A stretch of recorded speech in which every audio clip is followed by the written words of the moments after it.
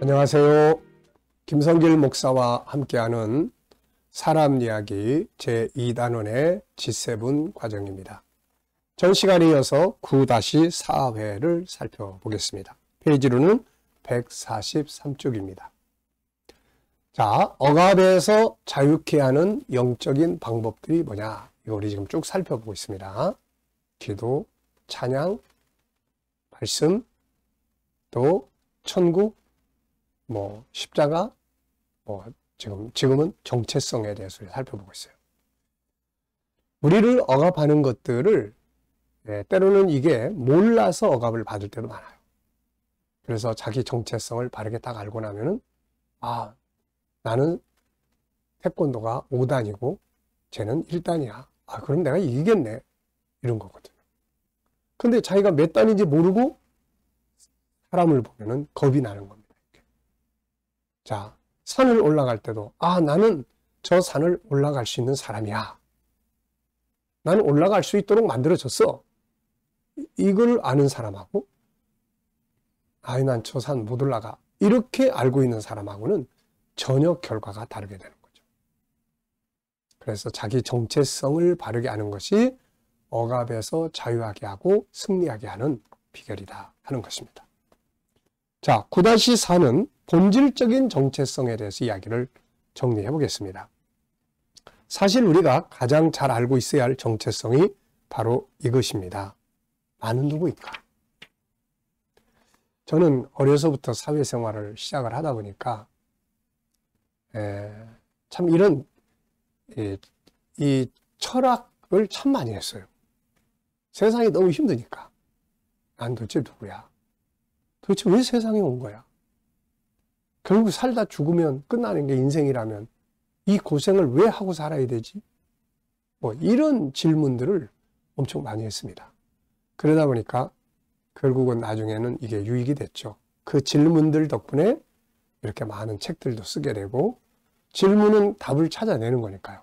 공부도 하게 되고 그래서 지내놓고 보면 철학적 질문이 참 중요해요. 지금 여러분들의 삶이 어떤 힘들고 어려운 과정들이 있다면 이거는 뭔가 답을 찾아가는 과정이거든요. 그러니까 질문을 많이 하세요. 질문. 나는 누군가? 나는 왜 이렇게 힘든 인생을 살아야 되나? 이유가 뭔가? 그리고 이거를 내 관점에서만 생각하지 말고 하나님으로 옮기세요. 모든 것의 출발점은 하나님이거든요. 그 하나님은 왜 나에게 이런 고난을 주셨나? 이유가 뭘까? 하나님 원하시는 게 뭐지? 하나님께서 이걸 통해서 나를 어떻게 쓰려고 하시지? 이게 요셉이 바로 그런 질문 덕분에 요셉이 성공을 한 겁니다. 형제들에게 노예로 팔려갔을 때 이 요셉이 얼마나 비참했겠습니까? 그런데 그는 저 형제놈들이 저놈들이 날 팔아먹었어. 이렇게 본 게 아니죠. 그 상황을 하나님이 나를 왜 여기 보내셨을까? 하나님이 왜 이걸 허락하셨을까? 이렇게 본 거예요.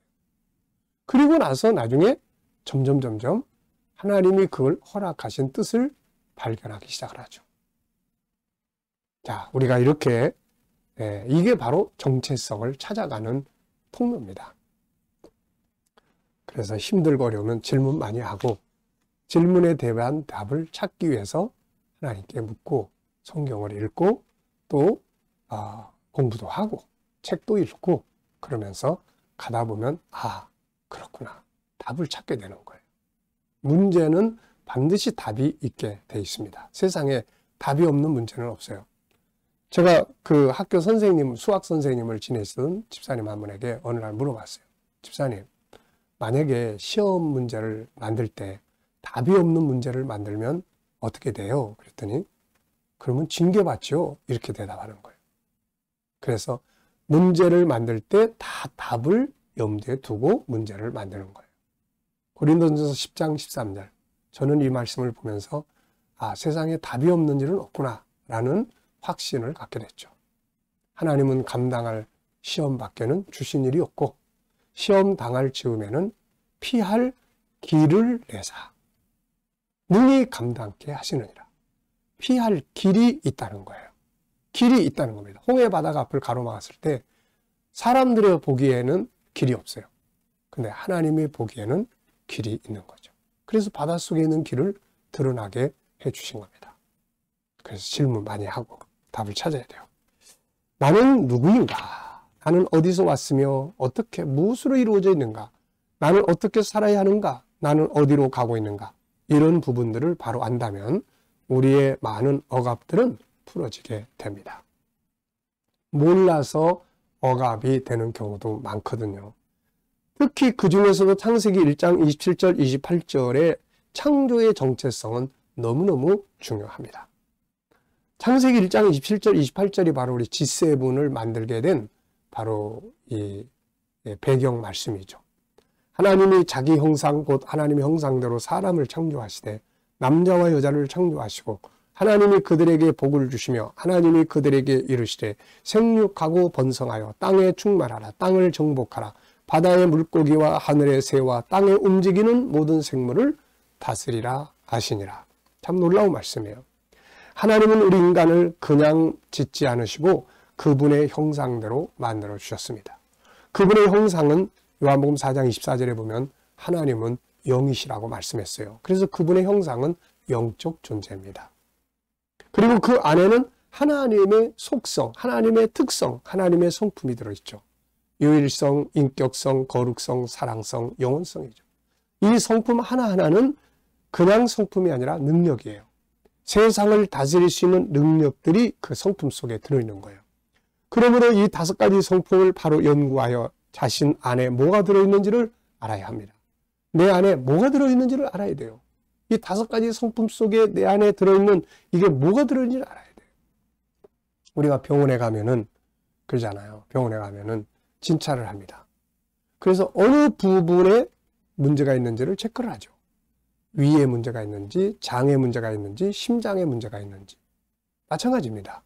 내 안에 하나님을 닮은 속성, 성품들이 들어있는데 인격성, 유일성, 거룩성, 영원성, 사랑성 이런 것들이 들어있고 그 안에는 또 작은 기능들이 들어있는 거예요. 심장 안에 수많은 세포들이 들어있는 것과 같은 거예요. 그런데 이걸 알아야 나는 인격성의 이 부분이 지금 망가져 있구나. 그럼 이걸 치료해야지. 이래서 다시 치유가 일어날 수가 있게 되는 거예요. 그래서 나를 알고 적을 알면 백전백승한다. 내가 어떤 존재로 만들어진지를 알면 이길 수 있게 되는 거죠. 세상을 두려워할 일이 아닙니다. 세상은 하나님이 우리에게 다스리라고 주신 선물이에요. 그러므로 세상을 두려워할 것이 아니라 내가 누구인지 내 안에 뭐가 있는지를 바르게 아는 게 중요한 것이에요. 세상에 대해 두려움을 갖는 것은 자기 자신이 누군지를 모르는 데서 발생하는 것들입니다. 예수님이 세상을 두려워하십니까? 바다 위를 예수님은 걸었잖아요. 제자들은 지금 풍랑을 만나서 다 지금 죽게 생겼다고 난리도 아닌데 예수님은 그걸 무서워하는 게 아니라 걸어가는 거예요. 그분은 자기가 누군지를 아십니다. 그렇기 때문에 자기의 권세를 활용을 하는 거죠. 우리도 마찬가지예요. 자신의 본질, 창세기 1장 27절, 28절. 나는 하나님을 닮은 존재고 세상을 다스릴 수 있는 능력이 내 안에 있어. 이거를 명확하게 아는 사람은 세상을 다스리게 되는 것이고 억압에서 자유를 얻게 되는 거예요. 자, 여기에 야구선수 이치로의 교훈을 라는 제목을 하나 써놨어요. 우리 한국 사람들은 일본 사람들 미워하고 막 그렇지만은 참 일본 사람들의 어느 부분의 정신은 우리가 또 본받을 게 많이 있습니다. 자, 이 이치로는 선수 생활을 이렇게 했습니다. 참 남의 나라 미국에 가서 그렇게 존경받는 위대한 야구선수가 될 수 있었던 것은 알고 보면 자기 정체성에 맞게 사는 데서 시작이 된 거죠. 그는 다른 선수들보다 항상 4시간 전에 나가 준비한다고 하죠. 너무나 지독합니다. 병적일 만큼 그 일에 집착하고 그런 자신의 몸 관리에 대해서 곁에서 누군가 한마디 했을 때 그는 이렇게 대답을 했습니다. 내가 지금 얼마를 받고 있나 생각을 한다. 그 연봉에 대한 책임감. 팬들에게 최선의 모습을 보여줘야 한다는 의무감에서 나는 벗어날 수 없다. 이 사람은 자기 정체성을 아는 사람이에요. 저 회사에서 나를 이만큼 대우하는 것은 나에게 이만한 그릇으로 일해달라는 요청이다. 그러니까 그만한 월급을 받으면서 적당하게 하는 건 이거는 안 된다는 거죠. 그리고 팬들이 지금 나를 보러 오는데 내가 준비되지 않은 모습으로 그 앞에 서서 부상이나 있고 쓰러지고 아무것도 못하고 이거는 내 책임을 다하지 않는 거다. 제가 이 글을 보면서 참 대단한 사람이다. 그러니까 그만큼 일한 거예요. 그래서 그는 16년 동안 미국의 그 프로 무대에서 일을 했고 44살 그때 3,000 안타를 기록을 했다고 하죠. 사람이 내가 누구야? 나는 이런 사람이야. 나의 정체성은 이거야. 그래 난 이렇게 살아야 돼. 이 책임감을 갖고 거기에 대한 권세, 권리를 가지고 살아갈 때 그 사람은 그 정체성이 그를 지켜주는 능력과 승리의 비결이 되는 것입니다. 자, 우리는 사과입니까? 복숭아입니까? 귤입니까? 사과는 사과 맛을 내면 되고 귤은 귤의 맛을 내면 되는 거죠. 자, 정체성 바르게 알고 이것이 우리를 억압에서 자유케 하는 비결이라는 것 잊지 마시기 바랍니다. 이 시간 말씀 여기서 마치겠습니다. 감사합니다.